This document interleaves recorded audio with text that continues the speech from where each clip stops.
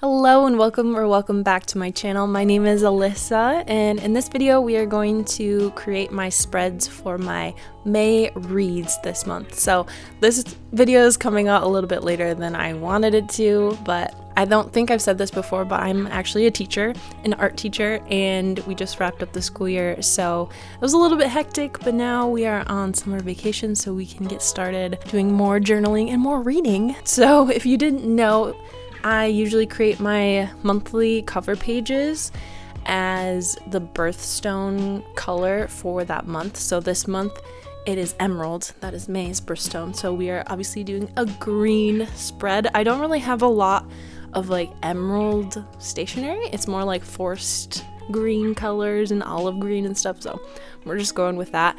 But I started with a green sticky note from Amazon, and I'm using a lot of stationery stuff from StationaryPal and gluing those things down. And if the listing for anything still exists, I will link it down below if I can. So if you see anything that you like, check out the description and it's probably down there. So I'm going to use a glue pen to glue down this kind of delicate leaf paper that I think is really pretty. And then this frog sticker is from Mochi Bujo here on YouTube from her shop. I think it was a freebie that I got in buying some of her stuff from her shop. So, and then I am using this leaf sticky note and this lily pad sticky note from StationaryPal because I thought they were really cute, and this is very obviously like nature heavy spread, and it goes with the frog.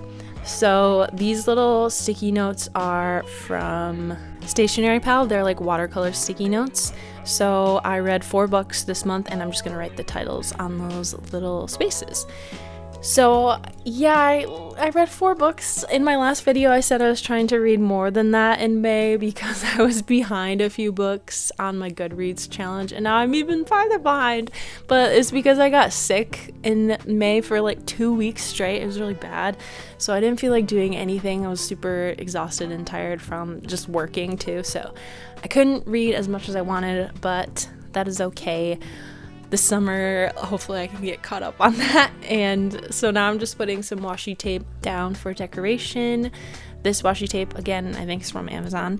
And yeah, then I'm gonna write the title, and I'm gonna use more stickers from Sticky Club, from some of their packs, and from Mochi Bujo as well for these little crystal stickers that I'm gonna put down.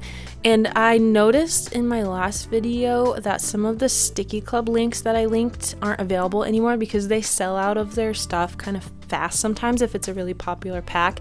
You can actually get the packs and the sheets without a subscription to them. They're a little bit more expensive than if you don't have the subscription, but you can buy them separately, so that's really cool. But sometimes, like I said, they are out of stock. So if any of my links like become unavailable, that just means they're either gone or the listing changed or something. So like I said, I'll try my best to put everything down there, but sometimes over time they might be broken. Then I thought this little space with that circle paper could use a little bit of something, so I use a stamp that I got from my grandma and put a stamp there just to kind of fill in that space. And I'm not sure where this stamp was from. It's probably from Michael's though, and I think it's pretty old, so I'm not sure if you can find one like it. But yeah, and then I am using my Fudonosuke pen to write the title May in this calligraphy font. And as you can see, I've said this before, but I'm left-handed, so I'm really sorry that you can't see like how I'm drawing and how I'm writing. I always loved being left-handed because I thought it was cool, but now when I'm filming videos, it's not very convenient because you can't see what I'm doing. But anyway, so now I'm writing the 4 titles of the books down on these little spaces, and you can probably see what books they are, but we will create spreads for all of those books in just a second. So that's it for the cover page. I think it turned out pretty cute, even though it's not super deeply toned green like emerald is, but that's what I had, so yeah. Now, the first 2 books I read in May were Funny Story by Emily Henry and Parable of the Sower by Octavia E. Butler. 2 very, very different vibes if you've read these books. One's like a romantic kind of comedy, and one's a post-apocalyptic, very brutal story. So we are starting with Funny Story by Emily Henry. I wanted to read this shortly after it came out, so I'm just stamping the title with these silicone stamps from Journal Say. And this spread turns out pretty simple. It's not super heavily decorated because I don't have a lot of room for one, and I just thought it looked kind of nice, simple, with some red and blue colors mixed in there. So using this washi tape from Amazon and this craft paper tape and sticker book from StationaryPal, and I put a little strawberry sticker on there because the two main characters kind of go around and sample all like the fresh food from around the area in the book, so I thought that was a nod to that. Then this sticker book here with all the girl stickers is from Amazon. It's super cute, so I thought this little sticker looked like Daphne from the story, so I put that on there. Then these little dot stickers are really cute. They are from StationaryPal as well, so they came in a bunch of different colors, and this is the blue one, so I'm just putting some dots down for some simple decoration. And this book was good. It wasn't my favorite Emily Henry. My favorite is still Book Lovers, and I think I like Beach Read a little bit better than this one too. But it was still good. I had a good time with it. It takes place in my home state, kind of close to where I live actually. So it was interesting to read about, very like Traverse City kind of vibes with the wineries and everything. That was kind of enjoyable. But yeah, it was good, but just, again, not my super favorite. I wish the fake dating was taken a little bit further than it was, but that's okay. I still gave it a 4 stars because it was still a pretty good time. Then we have Parable of the Sower by Octavia E. Butler, and this is written in the 90s, and a couple YouTubers had read it recently. I think Books and Lala, Kayla from her YouTube channel, and then Plant-Based Bride also read it, I think, last year, and their reviews of it really piqued my interest, so I thought I'd give it a shot. And also, this book starts in 2024, so I was like, oh, perfect time to read it. And it was very dark, very gruesome, so definitely trigger warnings for this one if you are thinking about picking it up. There are like kernels of hope within this book, but it's still a pretty tough read, especially if you're sensitive to that kind of content. It is, like I said, set in the future. Well, I guess now is the future, and it goes farther than 2024 though. It covers several years into the future, and it's post-apocalyptic, like I said, and this Black teenager, Lauren, is living in kind of like this compound kind of neighborhood with her family, and then some things happen and she has to survive the world, which is very cruel and awful, and she is trying to kind of start her own religion through this process, and her true god is like change, nature, change, things like that. So that was kind of an interesting concept, and I was engaged the whole time. I read it all the way through, didn't really want to stop, so I did give this a 4 stars as well, and really enjoyed it. And I wrote this quote down on the bottom there, you'll see in a second, and it says, "The only lasting truth is change," which, like I said, is a big theme in the book.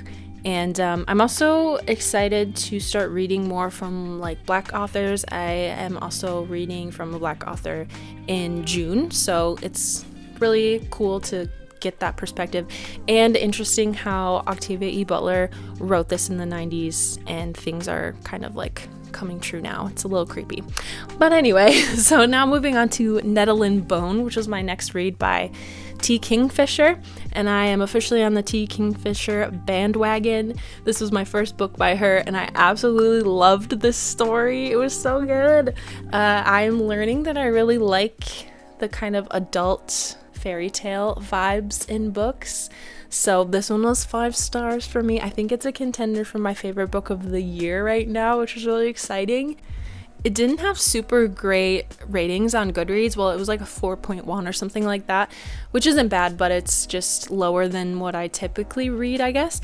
And that just goes to show not to judge a book by its Goodreads rating, because I really love this book. She is, I think, a really good writer. Her prose is pretty to read, and her characters are really good and well developed. And the main character, Mara, is actually 30, so it was kind of cool to read about a person that's like my age, but it's still a very whimsical, fantastical, like fun adventure book. It was cool. So a lot of the stationery I'm using for this spread is from Sticky Club again, and a lot of their packs. The first paper that I used with the flowers on it is from Journal Say, but this like branch-like paper is from Sticky Club. And this skull stickers from Sticky Club, if you've read this book, you know there's a character that relates to that sticker, so I had to put that on there. And then these like creepy branch stickers. I don't know, I think I did a good job capturing the vibe of the story with the spread. And there's a little chicken in the book, a baby chicken, and it's not a sticker. I had a sticker of a chicken, but it's not like cut out, so I had to cut it out myself. But that's okay. And he's gonna go in the corner because he had to go on there, obviously.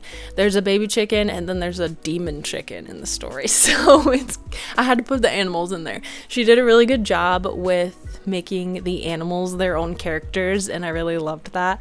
And although there's like dark topics in this book, it still has a lot of humor and it's funny, which I also very much enjoyed. So yeah, I loved the plot, the characters, the adventure, like literally everything, so that's why I gave it 4 stars. And I have a lot of quotes from this book, which I wrote one down there, and I put a lot down on the page when I do my flip through later on in the video. But the quote I wrote down just now was, "Maybe the weakness of being good was that evil didn't occur to you," which I thought was very interesting. So yeah, it kind of had the same vibes sort of as Half a Soul, not in necessarily every detail, but just kind of the way it was written and like in third person, that kind of adult fairy tale style, which I really love. And she has a new book coming out in August, which I'm very excited for, because at the end of Nettle and Bone there was a little preview for it that I read, and I was instantly intrigued and was like, yes, I need to read this. I think it's called A Sorceress Comes to Call or something like that. It's a retelling of some fairy tale, so I am very excited to read that. I will definitely be reading that in August if I can get my hands on that book. So I'm excited. And yeah, like I said, I really love this one, and I think the spread turned out very vibey and nice. Then the last book I read in May was The Assassin's Blade by Sarah J. Maas. So this is kind of the start of my sort of reread of Throne of Glass. My goal for this year, one of them, is to read the entire series. But first, before I talk about that, this is a green fairy book is what it's called. I thrifted it, and it's got all these fairy tales in it and also these really cool illustrations. So I am cutting them out to use in my journal, but this picture is like 2 guys, like, I don't know, on a ship or something. I don't know, it seemed to fit the vibe of the story. And the first novella in this book is called The Assassin and the Pirate Lord, I think, so that seemed to fit the vibe. And then I cut out a little stag image as well, which is on the cover of the book. So anyway, I am starting this series over. I read Throne of Glass and the second book in this series back in 2020, and then I never continued it. So this is my first time reading The Assassin's Blade, and the first 2 novellas I was like, okay, this is fine. Kind of gave me the same vibes as Throne of Glass when I read it, and it was just okay. But then when I got to the 3rd novella, it really took off for me and got really good, and so I ended up giving this a 4.5 out of 5 just because the first 2 were just like meh to me. But it got better and better as it went on, and it made me really emotional, and it got really good. And oh, here's Selena. This little sticker is of a girl in a hood, and she has blonde hair, so that's Selena. And I really enjoyed Sam as a character, and also Arabin as a character. Arabin's so terrible, but like, I kind of love him. I don't know, he's a cool villain, and I'm excited to see if any of these characters pop up later down the line in the series. And When I first read Throne of Glass, I didn't really care that much about Selena, which is part of the reason why I didn't continue the series, but now I don't necessarily like her, but I think she's a cool character. She's definitely flawed, but I think that makes her interesting, and she's really young. She's like 16 or 17, so of course she's gonna be like a little annoying and vain and stuff like that. And now that I have this backstory, I feel like she's more developed in my mind, and I can enjoy her as a character more as I move forward in the series. So I am writing the title with this gold gel pen, and then I'm gonna do the very tedious and hand cramping task of outlining that title in fine liner, which takes me forever and it hurts my hand. So, but I did it, and I think I think it's worth it. It looks good when things like that are outlined. It makes it pop a lot more.